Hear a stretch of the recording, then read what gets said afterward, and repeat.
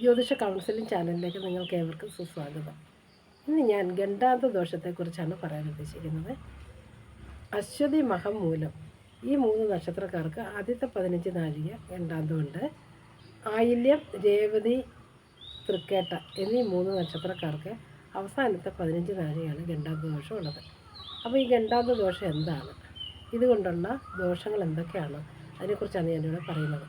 അപ്പോൾ ഇന്ന് ഞാൻ ആയില്യം നക്ഷത്രത്തെക്കുറിച്ച് ഉള്ള ഗണ്ടാന്ത ദോഷത്തെക്കുറിച്ചാണ് പറയുന്നത്. ആയില്യം നക്ഷത്രത്തിൽ ജനിച്ചിട്ടുള്ള വ്യക്തികൾക്കാണ് അവസാനം 15 നാഴികയാണ്, അതായത് അവസാനത്തെ പാദം എന്ന് പറയും. ഇതിലാണ് ദോഷം പറയുന്നത്. ആയില്യത്തിൻ്റെ 1-ാം പാദത്തിൽ ജനിച്ചാൽ ആർക്കും ദോഷമില്ല. 2-ാം പാദത്തിൽ ജനിച്ചാൽ ധനത്തിന് ദോഷം സംഭവിക്കുമെന്ന് പറയുന്നു.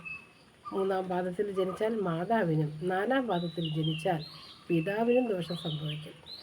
ദോഷം എന്ന് പറയുന്നത് മരണം മാത്രമല്ല, മറ്റുള്ള എല്ലാ തരത്തിലുമുള്ള ദോഷങ്ങൾ. ഇപ്പം ധനത്തിന് ദോഷം സംഭവിക്കുന്നത് വെച്ചാൽ വളരെ ധനികനാണെങ്കിൽ അവർക്ക് ദുരിതങ്ങളൊക്കെ, ധനപരമായിട്ടുള്ള ബുദ്ധിമുട്ടുകളും കാര്യങ്ങളൊക്കെ ഉണ്ടാകാനുള്ളൊരു കാലമുണ്ടാകും. ഗണ്ടാന്തത്തിൽ ജനിക്കുമ്പോൾ ഗണ്ടാന്തത്തിൽ പിറക്കുന്ന പുത്രനോ പുത്രിയോ കൊണ്ട് ദുരിതം അനുഭവിക്കാൻ ഇടവരുമെന്നാണ് പറഞ്ഞത്. ഗണ്ടാന്ത ദോഷം സംഭവിക്കുന്നത് 4-ാം പാദത്തിനാണ്, അവസാന പാദത്തിനാണ്, അല്ലെ അവസാന 15 നാഴികയ്ക്കാണ് സംഭവിക്കുന്നത്.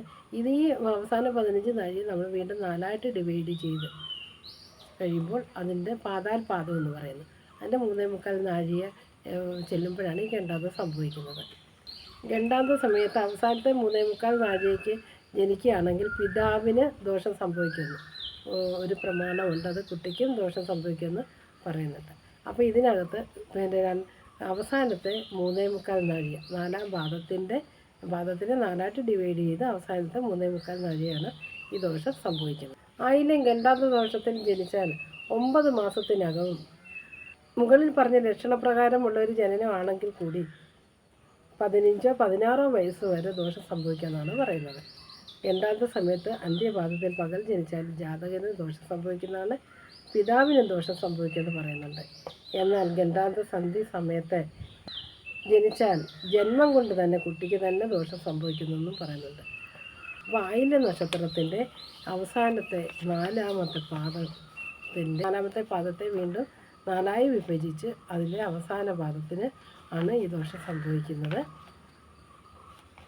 ആ സമയത്ത് ഒരു കുട്ടി ജനിച്ചാൽ ആണ് ഗണ്ടാന്ത ദോഷം സംഭവിക്കുന്നത്. ഇത് പകലാണെങ്കിൽ പിതാവിന് ദോഷം സംഭവിക്കുമെന്ന്